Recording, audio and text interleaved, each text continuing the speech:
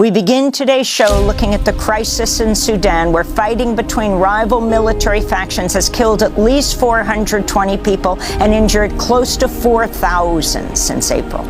Over the weekend, U.S. Special Forces flew into Khartoum to evacuate U.S. Embassy staff. Many other nations evacuated diplomats as well as their citizens, as fear grows the fighting could lead to a civil war in Africa's third largest country by size. The Sudanese military and the paramilitary rapid support forces have been fighting each other since April 15th. The fighting's dashed hopes of a return to civilian rule in Sudan. CNN is reporting the Russian mercenary group Wagner has backed the RSF by providing surface-to-air missiles. The head of the Wagner group, Yevgeny Prigozhin, has denied CNN's report, but on Friday he offered to act as a mediator between the two sides.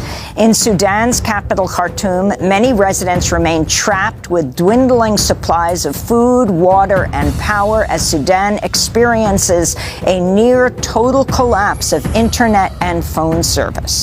The World Food Programme's warning the fighting could plunge millions more people into hunger in Sudan. This is a Nigerian student stranded in Khartoum. Since there is no electricity, there is no water. I was having some little water left with me. I've been managing the water. I cannot, for 2 days, I can't shower. There is no water to drink. There is no food to drink. You cannot go out to the street to buy food. There is nothing you can buy, and even the cash is not there. Doctors Without Borders recently reported up to 70% of the hospitals in Khartoum and neighboring states are not able to function. This is Esra Abu Shama, a doctor at Sudan's health ministry. Most of the big and specialized hospitals are out of service and not offering any services of examination or treatment services for the patients because they have been targeted with shelling, and some of them because of the shortage of doctors and also because of electricity and water outages. We're joined right now by Khalid Mustafa Madani, an associate professor of political science and Islamic studies, chair of the African Studies program at McGill University. He's joining us from Montreal. Thank you so much for being with us. We had hoped to also have a guest in Khartoum, but it looks like there's almost a complete internet as well as cellular service shutdown in Sudan, so we have not been able to reach them. Professor Madani, can you describe the situation? We've been talking about it being near a civil war. Is it in the midst of a civil war right now? I wouldn't categorize it as a civil war because that would suggest that you have essentially, a collection of people, a group of people fighting another. This is essentially a power struggle really between General Abdel Fattah Burhan, the general of the standing army, and as you noted in your report, in your introduction, the head of a paramilitary militia, Mohammed Hamdan Dagalo. So unfortunately, the civilians are held hostage. So it's not so much a civil war, but essentially a fight to the death between two generals who have been partners and allies in the past. The consequences, unfortunately, for a city, the capital city that houses approximately 8 to 10 million people is unprecedented in terms of the catastrophe, as your reporting has shown. It's not only that there are over 500 people that have perished, that's of course probably clearly an underestimation, but the humanitarian consequences in the city, basically the infrastructure has completely collapsed. It's not just that the supplies of food are not there, but also people are generally trying to flee the city, and most cannot, but thousands are fleeing northwards towards Egypt or towards the Red Sea. In the east, there are also clashes in the western province of Darfur. Sudanese there are fleeing to Chad across the borders. This is unprecedented in terms of the kind of violence that has really the capital city has witnessed. So I would really categorize it less as a civil war, as basically a conflict between two generals who are basically trying to take over political control over the country. And explain what prompted this latest conflict. Give us a brief history of Sudan. Yes, absolutely. I think for your viewers, it's important to understand that these two generals had conspired and were partners in upending the very fragile coalition government in October 2021 that had been set up after the historic revolution of 2019, where millions of Sunnis took to the streets, not only in the capital of Khartoum, but throughout the country, that overthrew 30 years of an Islamist authoritarian dictatorship under the rule of the former president Omar Bashir.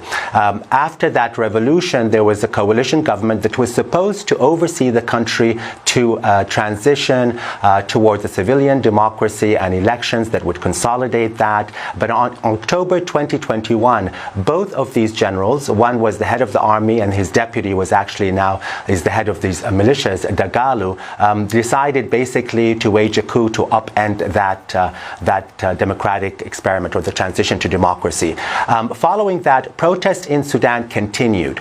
The will of the Sudanese people with respect to continuing on the road to full civilian democracy continued, forcing and compelling these two generals to actually get back to the table with civilian politicians and iron out what was called a framework agreement under the auspices of the international community. The Quad, the actors from the international community included the United States, the United Kingdom, Saudi Arabia, and the United Arab Emirates.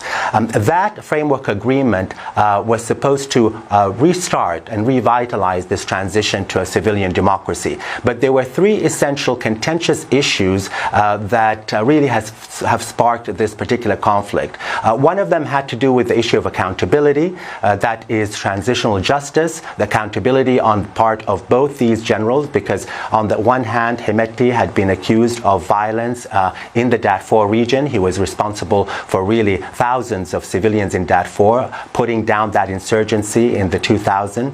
And Burhan himself, who cooperated with that, but also both of them actually repressed the activists on the street.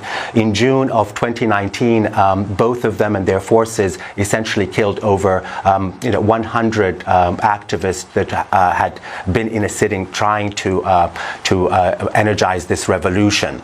And another issue was the dismantling of the economic empire that had been built by the former regime, overseen now by Burhan, and also dismantling the vast wealth that Hemeti, the militia leader, had really amassed through the smuggling of gold, cooperation with the Wagner Corporation, and also sending mercenaries to the war in Yemen.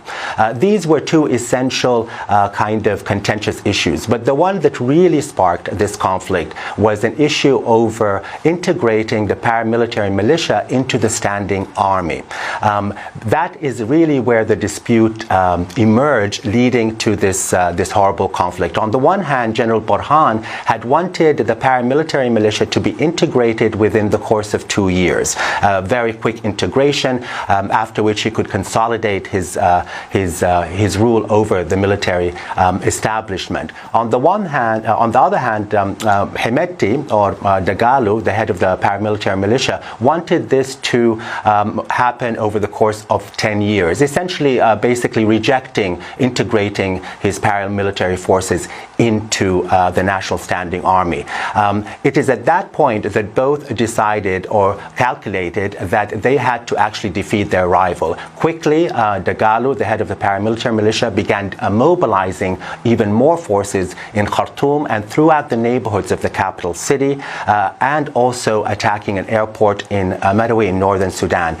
That mobilization is what led Burhan to utilize the forces of the national army to try to eliminate his rival. Essentially, both of them now are in a battle to the death. They conceive it as a zero-sum game. The Sudanese population throughout the country is held hostage to the ambitions, the political and economic ambitions of these two generals. So it's not a civil war. It really is, unfortunately, the kind of result of this kind of greed for power and their interest in maintaining their vast economic assets and empire, both built in the course of the previous regime. Do you see that this could become a proxy war? I mean, you have Dagalo, also known as Hemeti. He was in Moscow on the day that Russia invaded Ukraine. You talk about him getting support for the RSF forces from the Wagner group, the Russian group.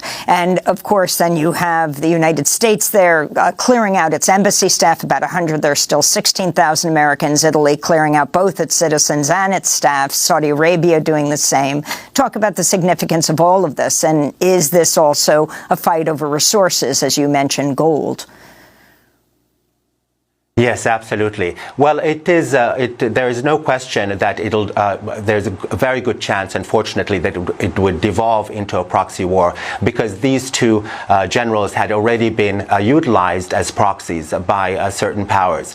In the case of Hemeti, there is absolutely no question that the Wagner Corporation, or the mercenaries of Wagner, had helped in amassing the gold, and that was smuggled not only to Russia eventually, but the majority of it actually to the United Arab Emirates, the markets in Dubai.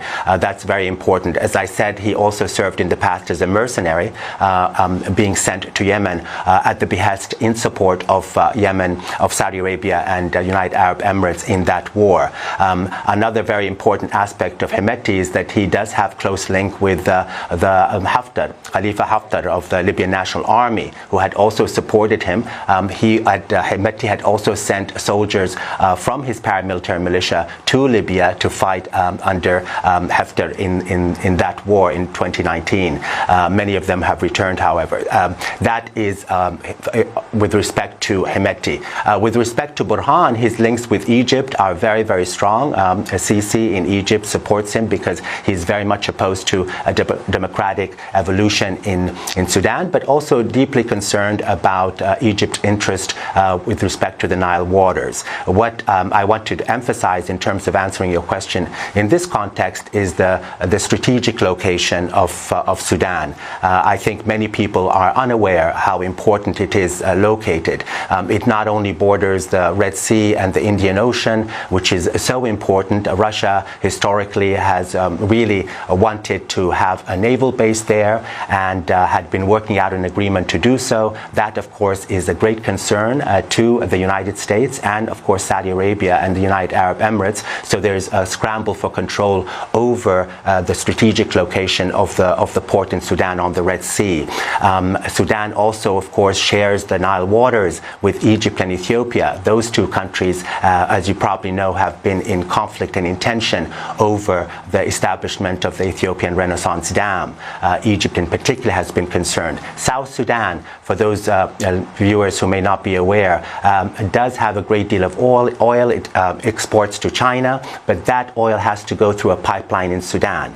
That becomes really important. So the strategic location of Sudan is the main reason that there's a great danger of this conflict not only destabilizing Sudan, which it has, of course, in the capital city and throughout the country, but the entire region, as the different actors understand, and they are very quickly, that their own strategic interests and their conflicts with their rivals may actually be undermined if Sudan's stability completely evaporates. On Friday, Sudan's top general, the de facto ruler Abdel Fattah al-Burhan, made his first public remarks since the fighting broke out.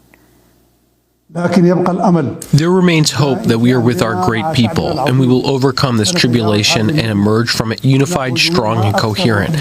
And our slogan will only get stronger: one army, one people. In his speech, General al-Burhan claimed Sudan's military is committed to a transition to civilian rule, even though he led the coup 18 months ago that toppled Sudan's civilian Prime Minister Abdallah Hamdok. If you can talk about that, and then we'll talk about, as you said, this isn't a civil war, it's a war between two militaries, and what is happening to the people, including your own family.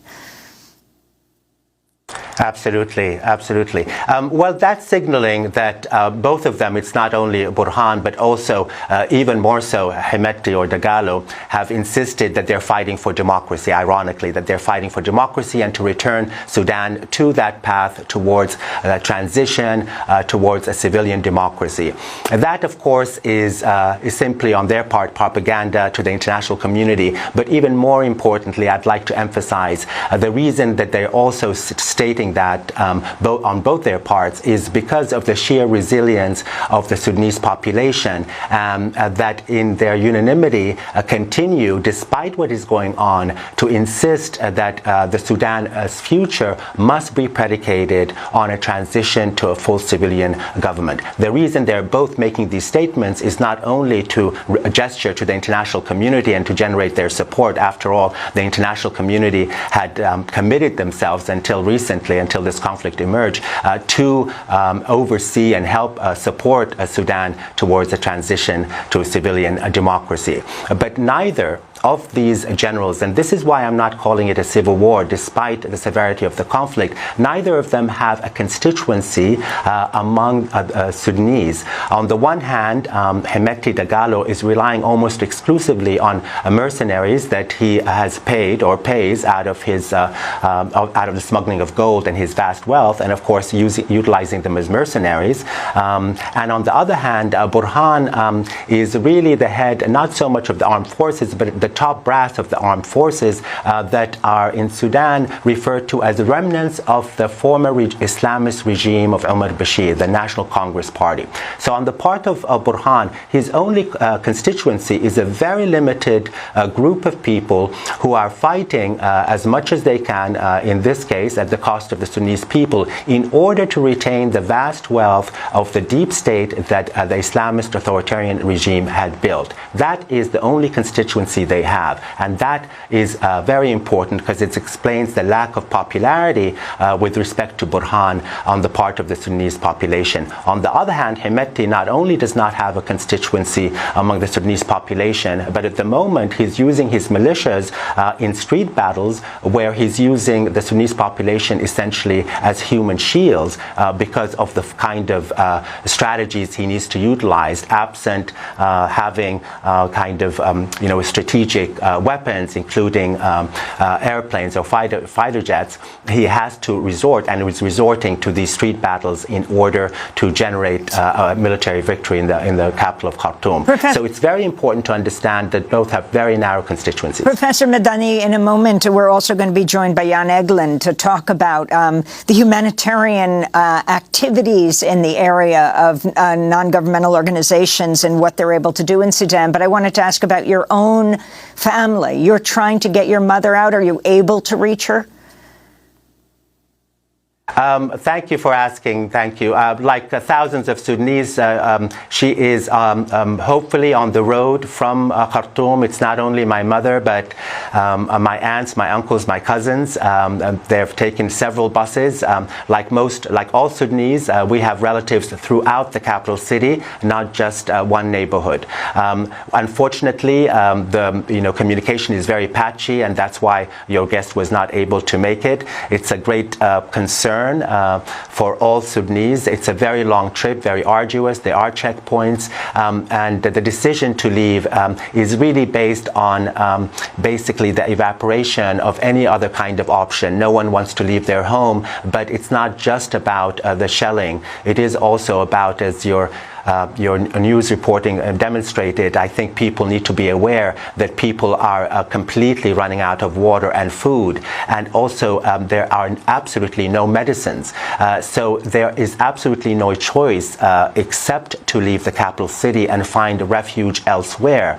It is absolutely understandable that the international community and the foreign countries have evacuated their citizens and essential staff, and hopefully they'll evacuate Sudanese citizens from their country. At the same time, this is signaling an abdication of the international community's responsibility, not only to the transitioning Sudan to a democracy, but the real concern here is that the depth of the humanitarian crisis crisis will not be addressed, the international community will not have the will to actually intervene. And I think that that is the most crucial at the moment. I think they can. There are many pressure points that they can apply. I would even argue, because of the actors that have supported these generals, that selective sanctions, and this is something that even the Congress has been deliberating upon, selecting targeted sanctions towards them. I believe very sincerely, if it's a concerted, coordinated effort on the part of the international community, can work. Importantly and finally, it's very important to emphasize that neighboring countries have to be encouraged to maintain their open borders and to be supported in that. It is, of course, a great burden for countries, no matter how generous they may be, to take fleeing, displaced persons and refugees, but that can be alleviated by Jan England and others and the United Nations, and that has been done before in what we call complex humanitarian emergencies. And I believe that that is really important to emphasize. It's very possible, hopefully, even though most foreigners have evacuated their citizens, this does not signal abdicating a responsibility for Sudan. I would argue that it's not only humanitarian for those in the different capitals in the neighboring countries, and the regional blocs, but also further afield in the United States. This is a country whose stability is crucial to the stability of the Horn of Africa, the Red Sea, Indian Ocean, the Sahel region, and throughout North Africa. It is the third largest country in the continent, and I think that is something that must be